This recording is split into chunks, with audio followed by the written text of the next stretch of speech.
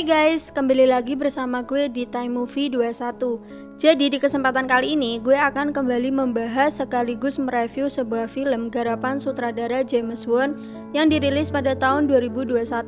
Ini masih baru banget, mengangkat tema horor yang tidak pada umumnya. Yang jelas film ini twist ceritanya sama sekali nggak ketebak. Idenya bener-bener fresh and brilliant. Menurut aku pribadi, ini film lebih kayak ala-ala Sakon di Naruto yang nggak 100% tapi lebih kayak 30%-nya doang. But aku nggak tahu menurut kalian gimana. Mengisahkan seorang pasien kanker stadium akhir bernama Emily Mai. Ia sudah pasrah dengan keadaannya dan tinggal menunggu kematian datang. Namun tumor kanker yang dideritanya justru memberikan Emily Mai kemampuan goib yang mampu melihat pembunuhan dan siksaan mengerikan, serta mimpi buruk yang menjadi kenyataan. Film ini berjudul Malignant tahun 2021. Oke, gak usah banyak cincong, mari kita langsung saja ke pembahasannya. Jangan lupa pasang headset di telinga, ambil posisi rebahan paling mantul-iti. Selamat menonton, enjoy!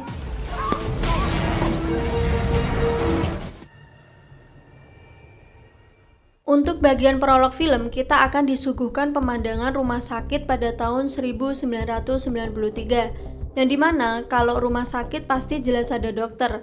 Ia sedang merekam dirinya sendiri untuk membuat laporan penelitian. Dokter itu bernama Florence Weaver. Tiba-tiba ada kegaduhan di salah satu bangsal pasien, di mana banyak perawat dan dokter spesialis yang jadi korban atas ulah pasien itu. Tampaknya pasien itu masih bocah. Dokter itu menyebut namanya dengan Gabriel. And then film pun baru dimulai.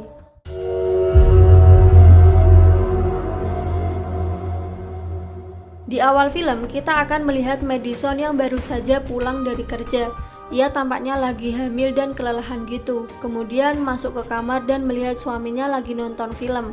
Terus singkat cerita mereka sedikit berdebat mengenai bayinya. Derek si suami menyuruh Madison untuk berhenti hamil karena sering keguguran. Karena emosi, Derek langsung mendorong kepalanya ke dinding sampai berdarah. Derek sadar dan minta maaf. Kemudian ia mengambilkan es untuk istrinya. Karena sudah muak dengan suaminya, Madison mengunci pintu kamar dan berniat istirahat tanpa suaminya. Malam pun tiba, suasana gelap menyelimuti hari. Kita langsung beralih ke Derek yang tidur di atas sofa. Ia terbangun karena mendengar suara blender dan menuju ke dapur untuk mematikannya. Teror dari sini dimulai, dari terdengar suara langkah kaki misterius, TV yang tiba-tiba menyala sendiri, kulkas yang tiba-tiba terbuka sendiri, sampai ada penampakan aneh tiba-tiba muncul.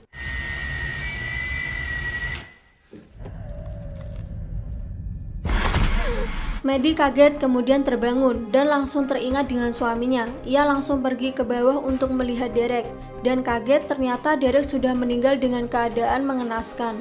Kemudian muncullah penampakan hitam dari belakang yang mengejar Maddie, terus mengikutinya sampai membuat Maddie terjatuh dan pingsan. Tiba-tiba polisi dan tim investigasi ramai-ramai datang untuk menyelidiki dan kaget melihat mayat Derek yang mati mengenaskan seperti itu. Sementara Maddie dilarikan ke rumah sakit, ia ditemani oleh Sydney adiknya. Namun kabar duka menyelimuti hatinya bahwa dia harus kehilangan bayi yang ia kandung, keguguran maksudnya. 2 hari kemudian, tiba-tiba detektif Keiko Washoe datang untuk menanyakan beberapa pertanyaan kepada Madison. Pak, Madison lagi galau, lu kagak usah tanya-tanya dulu napa? Kemudian Sydney datang, ia menggantikan kakaknya sebagai juru bicara karena Maddie nggak mau ngomong. Intinya Keiko Washoe memintanya apabila tahu sesuatu mengenai insiden ini tolong kasih tahu aku, gitu pokoknya. Nah ternyata Madison ini sudah keguguran 3 kali selama 2 tahun terakhir. Scene beralih ke tim investigasi yang sedang meneliti mayat Derek. Mereka berdua menganggap kematian Derek sebagai motif pembunuhan karena menurut para tetangga, Derek sering memukul istrinya. Jadi kemungkinan ini terjadi karena mereka sering bertengkar dan saling menyerang karena tidak ditemukan tanda-tanda penyusup masuk ke dalam rumahnya. Secara tak langsung mereka menuduh Maddie. 2 minggu kemudian, Maddie kembali pulang ke rumahnya. Malam harinya setelah mandi, ia melihat penampakan lampu berkedip dan bergegas menengoknya. Terlihat ada seseorang dengan pakaian hitam sedang berjalan dan menghilang setelah lampu kembali menyala. Maddie dengan cepat menutup semua akses jalan masuk dan berlari menuju ke kamarnya karena saking takutnya. Gile, tuh rumah gede banget buat tinggal sendirian.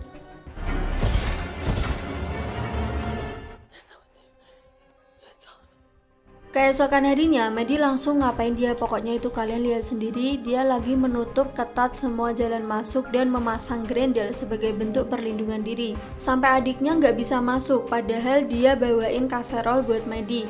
Terpaksa ia pecicilan lewat jendela karena pintunya nggak bisa dibuka. Sampai kamar, Medi curhat sama Sydney kalau Derek membenturkan kepalanya ke tembok dan menyesal karena nggak bisa melindungi bayinya.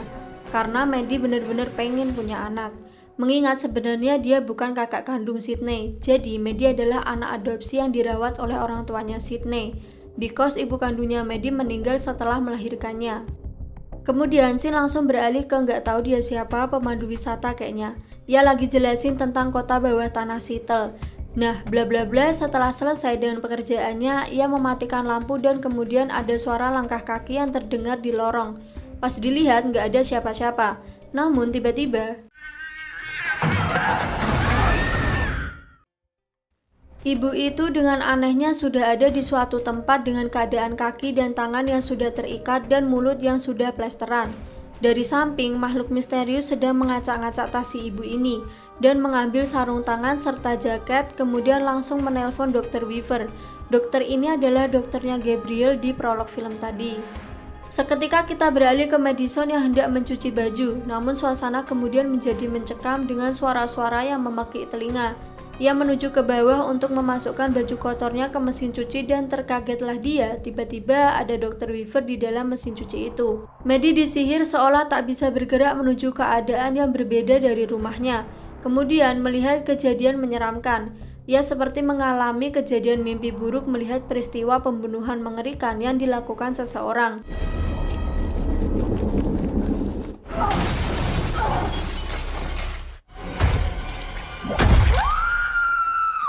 Dengan lantang Maddie berteriak dan tersadar dari imajinasinya dan luka bagian belakang kepalanya masih saja berdarah. Hingga beberapa saat setelah itu, Dr. Weaver ditemukan tewas mengenaskan, ditusuk menggunakan salah satu piala tajam yang ia punya, dan menemukan foto gadis kecil yang bernama May. Dr. Weaver adalah spesialis dalam bedah rekonstruksi anak dan itu adalah salah satu pasien yang pernah ia tangani sebelumnya. Sementara makhluk misterius itu berhasil membawa sebagian piala tajam yang akan ia gunakan sebagai senjatanya dalam membunuh. Kemudian mengasah piala itu supaya makin tajam.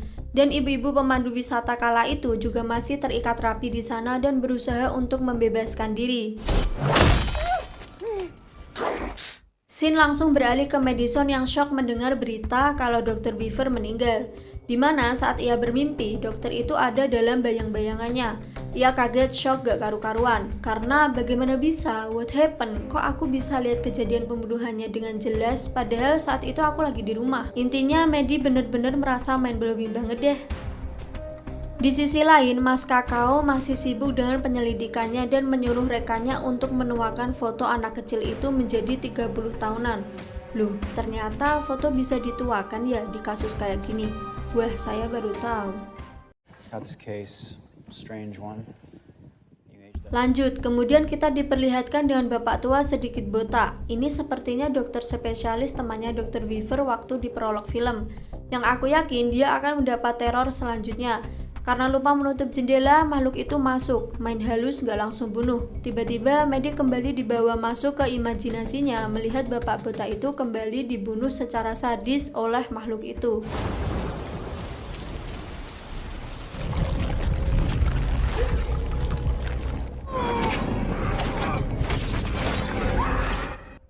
Singkat cerita, Madison dan Sydney menceritakan kejadian itu kepada kedua detektif berharap mereka mempercayainya. Madison juga menceritakan kalau laki-laki itu melakukan pembunuhan lagi di seberang apartemen Silver Cup di North Beacon Hill. Awalnya detektif tidak percaya, namun karena penjelasan Sydney, akhirnya mereka mencoba membuktikan perkataan Madison dan langsung cus pergi ke sana. Surprisingly, tanpa berlama-lama, dua detektif itu benar-benar menemukan mayat Pak Tua yang mati mengenaskan di kamar paling atas. Karena sudah menemukan petunjuk, mereka kembali ke kantor polisi. Kemudian, kita beralih ke Madison yang lagi di kamar mandi. Tiba-tiba ponselnya berdering dari nomor tidak diketahui. Madison mengangkatnya dan terdengar suara laki-laki seperti monster yang menyebutkan nama asli Madison adalah Emily Mai. Dengan pelan-pelan, Madison mengingat suara di seberang itu suara siapa. Dan ia langsung tahu kalau laki-laki itu adalah Gabriel. Dan lu tahu setelah foto bocil May dituakan menjadi 30 tahunan, ternyata itu adalah Madison.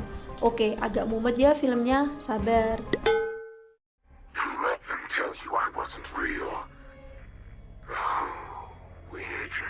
Madison langsung pergi bersama Sydney ke rumah ibunya untuk menanyakan siapa Gabriel. Siapa tahu Gabriel adalah saudaranya atau bagaimana. Ibunya langsung mengkaget mendengar nama Gabriel dan menunjukkan rekaman Maddie saat berumur 9 tahun. Kalau dia sering berbicara sendiri dengan sesosok Gabriel yang padahal nggak ada batang hidungnya. Gabriel ini cuma teman imajinasinya Maddie yang entah bagaimana asal-usulnya.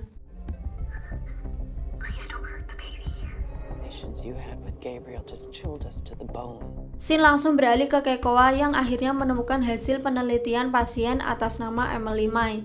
Nah, Emily May ini ya si Madison waktu kecil.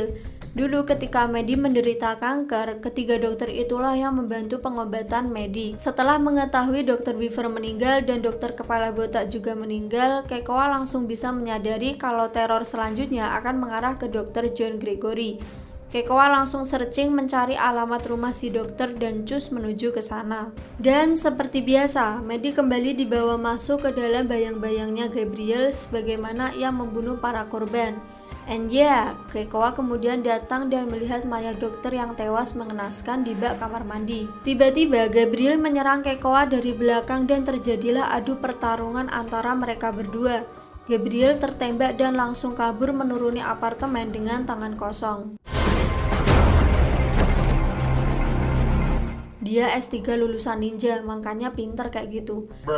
Keikoa yang manusia biasa tidak bisa melakukan adegan ninja seperti Gabriel dan menggunakan tangga sebagai alternatifnya. Setelah itu mereka kejar-kejaran terus-menerus kayak dulu aku zaman bocil juga sering main kejar-kejaran kayak gini, yang sangat menguras tenaga prima. Keikoa si manusia biasa masih terus-terusan mengejar makhluk astral yang jelas-jelas lebih kuat siapa. Dan sampailah mereka di tempat yang sepertinya sudah lama tak terpakai.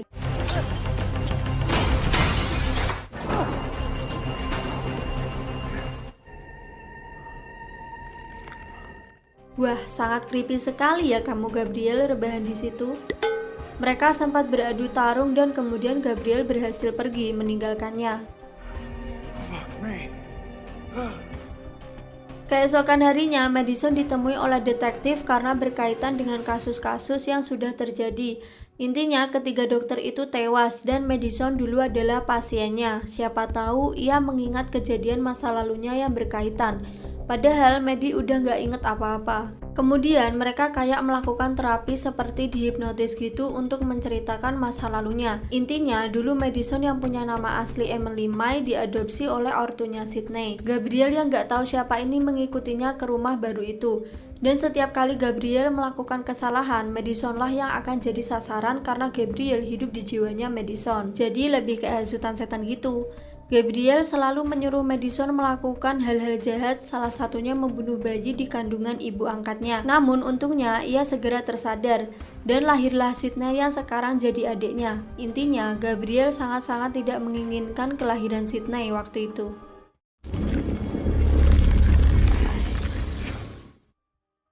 Kemudian scene beralih ke ibu-ibu pemandu wisata yang dilihat Gabriel. Ia berhasil melepas tali ikatannya dan kabur.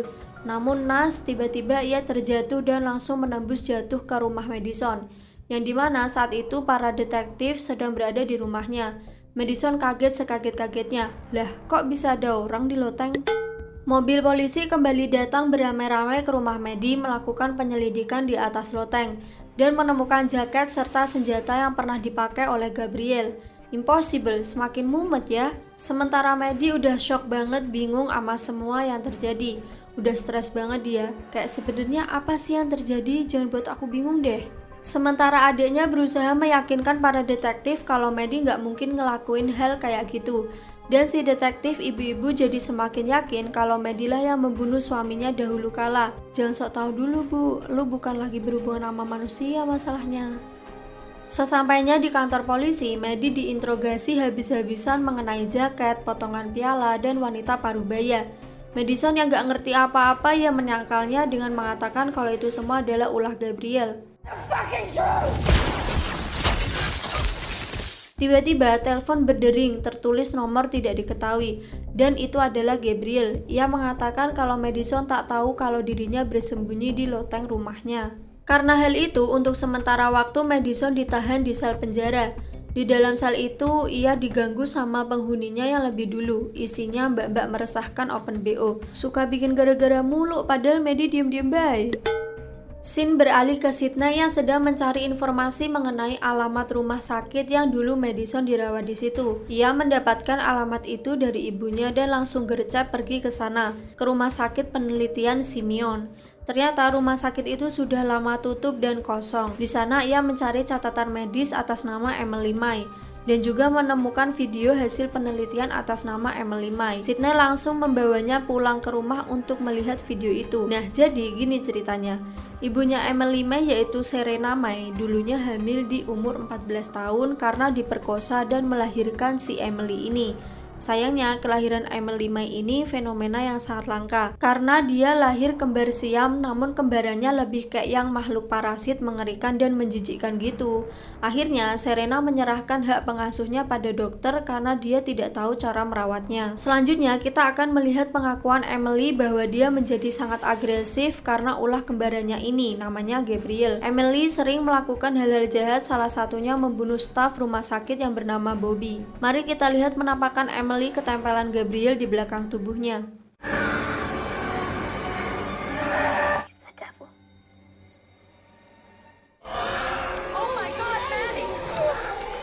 Kalau menurut dokter, Gabriel adalah tumor yang terdiri dari jaringan rambut, gigi, otot, tulang. Dokter menyebutnya ini kasus parasit kembar. Karena mereka berbagi otak yang sama, maka Gabriel bisa menipu pikiran Emily. Sampai suatu ketika, Gabriel benar-benar hilang kendali dan membuat kekacauan di rumah sakit. Terpaksa dokter harus memotong kanker itu. Karena Gabriel dan Emily dua kembar yang menempel, sisa dari pemotongan masuk kembali dalam kepala Emily.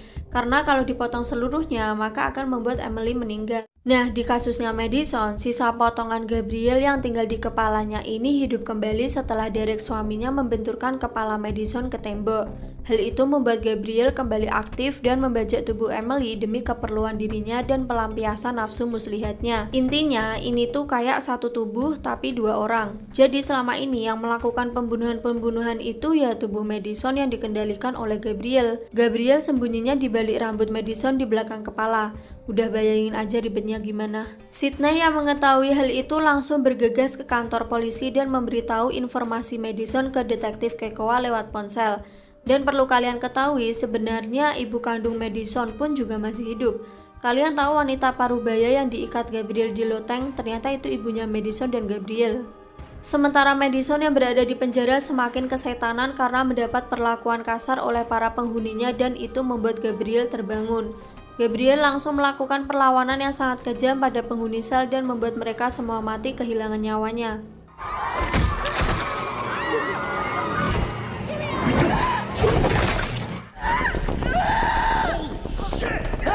Gabriel semakin menjadi-jadi dan brutal. Ia bergegas pergi mengambil barangnya di tempat barang bukti dan menyerang semua penghuni kantor polisi.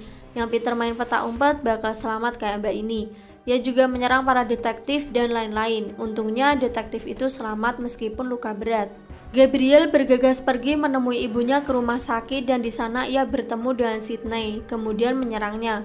Ibunya tersadar dan meminta maaf karena tak menyayanginya di waktu kecil. Sampai Kekoa pun datang menembaknya dan terjadilah adu pertarungan di ruangan itu. Sydney terhantam ranjang bangsal, Gabriel berusaha membunuhnya, sementara Madison yang tersadar karena Sydney meneriakinya berusaha mengendalikan pikirannya menggerakkan Gabriel. Madison berhasil mengendalikan alam bawah sadarnya dan masuk ke pemikiran Gabriel. Di sana ia melakukan tipuan pikiran pada Gabriel. Intinya, Madison tak lagi membiarkan Gabriel mengendalikan tubuhnya dan mengambil alih segalanya, pikiran dan tubuhnya. Kemudian, Madison berhasil mengurung Gabriel di alam imajinasinya. Madison kembali terbangun dan luka itu pun perlahan menutup. Ia langsung menyelamatkan Sydney dan bergegas memeluknya. Maddie mengatakan bahwa dia sangat menyayangi Sydney sebagai saudarinya. Anyways, film pun tamat. Saya rasa bagian menarik dari film ini adalah mencoba mencari tahu wujud sebenarnya dari sosok Gabriel. Dan jujur, film ini lumayan rada mumet kalau kalian ngikutin dari awal. But it's okay, proses pembuatan film gak gampang, kita yang tinggal nonton harus menghargai effortnya. Menurut kalian, mengapa penting sekali bagi Gabriel untuk membuat ibunya melihat monster seperti apa dirinya sekarang? Terus di sini juga kurang digali mengenai asal-usul Gabriel, mengapa Madison dan Gabriel bisa kembar dempet gitu.